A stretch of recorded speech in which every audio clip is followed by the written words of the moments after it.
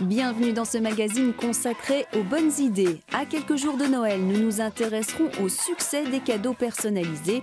Nous nous rendrons à Laval où se trouve le leader français des ventes sur Internet.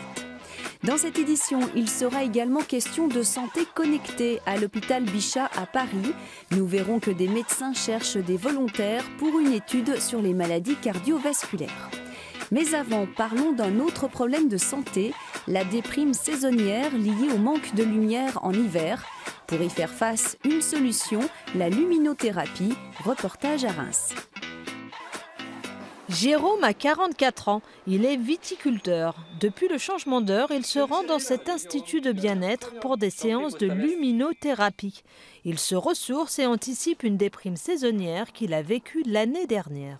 Là, je vais commencer maintenant, au mois de novembre, parce qu'il vaut mieux commencer tôt. Parce que l'année dernière, j'avais commencé qu'au mois de mars, et c'était un petit peu tard, parce que c'était déjà l'hiver se terminait. Comme je travaille dehors, surtout l'hiver, pour aller tailler de la vigne, le ciel gris, tout ça, ça avait tendance un peu à me déprimer. Donc je me suis dirigé vers la luminothérapie. Il y a des périodes plus propices. La période actuelle du mois de octobre-novembre est une très bonne période parce qu'on a une vraie déclinaison de la luminosité extérieure qui donne effectivement des effets qui vont vers des petits blues saisonniers ou légères déprimes ou alors des problématiques d'endormissement. Un mal dont souffre Delphine et qu'elle soigne depuis grâce à cette lumière. Tout va bien Delphine? Tout va bien, merci. Ça se termine dans peu de temps. À tout à l'heure. Delphine ne travaille pas en extérieur, elle est conseillère clientèle dans une banque. Elle a ressenti le bien-être de ses séances en s'exposant régulièrement à cette lumière artificielle blanche, dite à large spectre, imitant celle du soleil. Je fais des séances donc de luminothérapie depuis l'année dernière. Je redémarre cette année, j'ai senti les bienfaits sur toute l'année. Je ne peux plus m'en passer. C'est bien connu, quand on dort mal, on se sent mal après toute la journée. Et donc faire ces séances a fait que je dormais mieux, je ne me réveillais plus la nuit. Et donc l'énergie était là au réveil. Ces deux personnes-là manquent de lumière au quotidien. C'est pas parce que Jérôme, qui travaille dehors, est en contact direct avec la lumière, qu'il a la lumière suffisante dans sa journée, de façon à ce que lui aille bien. Puisqu'il faut savoir qu'actuellement, on a une luminosité aux alentours des 6000 lux. À l'extérieur, alors qu'il nous en faut 10 000. Donc il ressent aussi ce manque. Contrairement à Delphine, qui elle travaille en sédentaire, dans un milieu fermé, qui est illuminé par de la lumière artificielle, elle va manquer aussi de lumière. Alors, dis-moi, quand est-ce que tu es disponible cette semaine? La luminothérapie consiste donc à s'exposer régulièrement pour traiter les troubles associés au dérèglement de l'horloge biologique interne. Comptez une dizaine de séances à 10 € pour en voir les bienfaits. C'est une bonne nouvelle pour les personnes qui courent des risques cardiovasculaires. Une étude a été lancée pour connaître les bienfaits de la santé connectée sur ces malades. Les médecins cherchent 5000 volontaires d'ici le 20 janvier.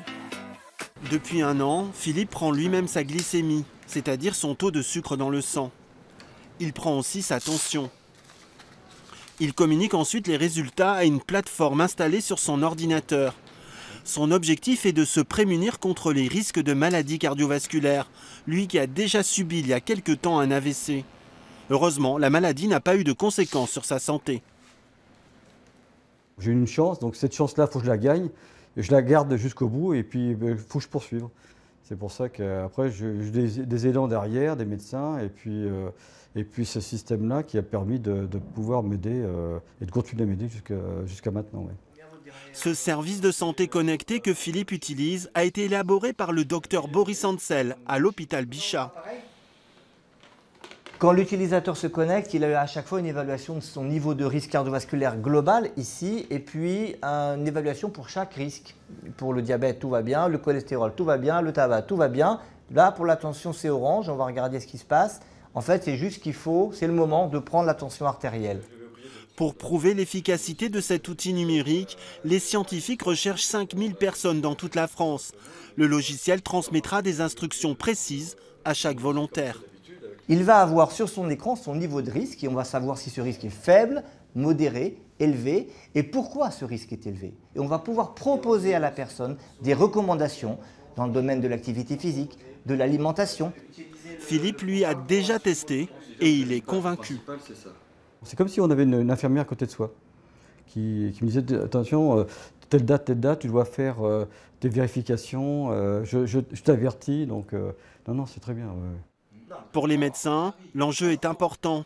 Un actif sur 2 serait concerné par les maladies cardiovasculaires, première cause de handicap chez l'adulte.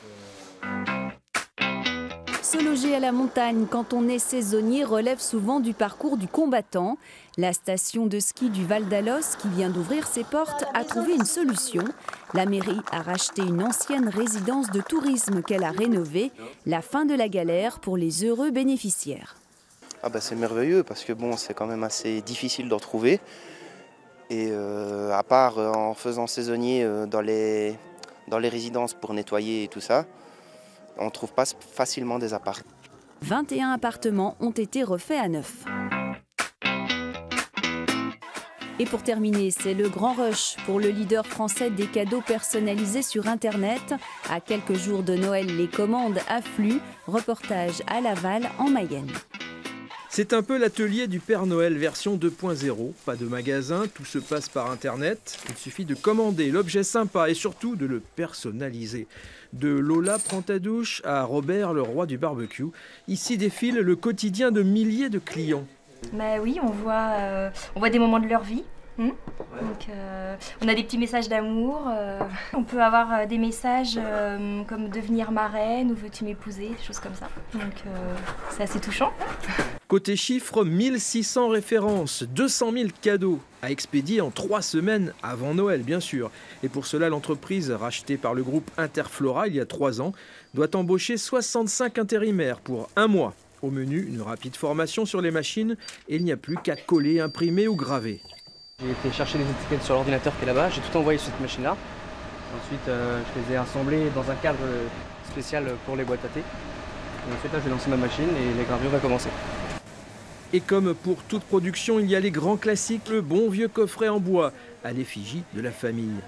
Donc les gens choisissent leur tête avec leur prénom et dedans donc on peut mettre du thé, des chocolats Montbana ou alors on peut les vendre aussi vides. Voilà. Et c'est vraiment ça, ainsi que les flûtes avec du champagne ou des mugs, énormément. Ça va être nos produits phares de l'année.